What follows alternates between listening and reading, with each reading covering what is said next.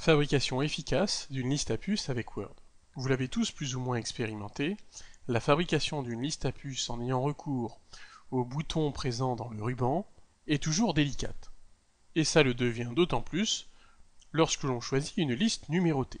À titre de rappel, voici le bouton pour éditer des listes à puces, et voici le bouton pour éditer des listes numérotées. La fonctionnalité de ces deux boutons est identique, les numéros des listes numérotées pouvant se comparer à des puces. Dans cette vidéo, nous allons essayer de travailler avec une liste à puces en saisissant la liste à puces uniquement au clavier. Pour bien comprendre ce qu'il se passe, nous avons besoin de travailler avec les caractères masqués qui ne sont pas affichés ici pour l'instant. Pour afficher les caractères masqués, veillez, dans le ruban Accueil, à cliquer sur ce bouton, et nous voyons les caractères masqués présentés à l'écran. Déclenchons un nouveau document. Pour cela, j'utilise le raccourci CTRL-N. Dans ce nouveau document, je souhaiterais faire une liste à puces. J'enclenche les listes à puces depuis le ruban Accueil avec le bouton des listes à puces. Cette puce s'appellera Formation Word. Pour fabriquer une nouvelle puce, il faut utiliser le raccourci clavier Entrée. Une nouvelle puce se crée automatiquement.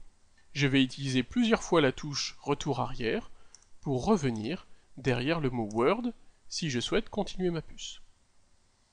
Entrée fabrique donc une nouvelle puce, mais si nous voulons aller à la ligne sans fabriquer de puce, nous allons utiliser le raccourci clavier Shift Entrée. Et vous voyez que nous sommes arrivés à la ligne sans fabriquer de nouvelles puces. Nous pourrions marquer entre parenthèses, par exemple ici, différentes versions. Je vous rappelle que pour fabriquer une nouvelle puce, il suffit d'appuyer sur la touche Entrée.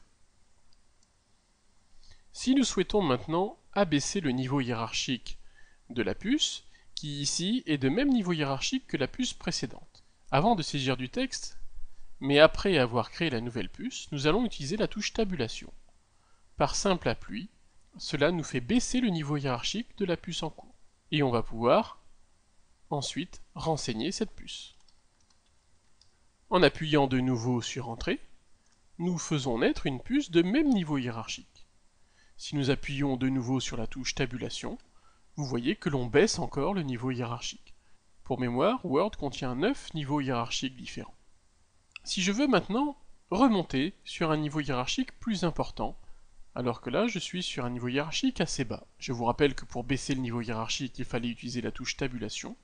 Pour remonter le niveau hiérarchique, on va utiliser le raccourci clavier Shift plus la touche Tabulation.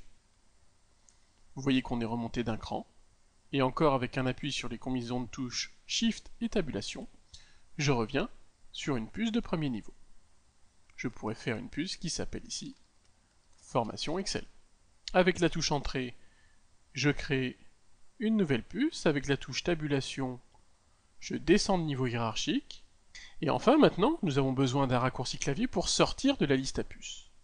Et bien, pour sortir de la liste à puces, nous allons appuyer autant de fois sur la touche Entrée que nécessaire pour enlever les puces qui vont s'enlever progressivement si on ne rajoute pas de texte dans le paragraphe.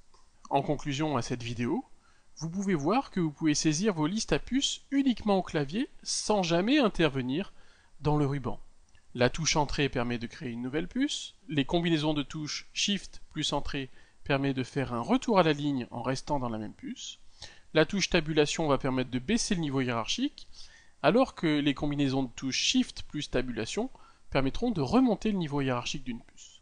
Enfin, on appuiera plusieurs fois sur la touche Entrée pour sortir progressivement d'une liste à puces.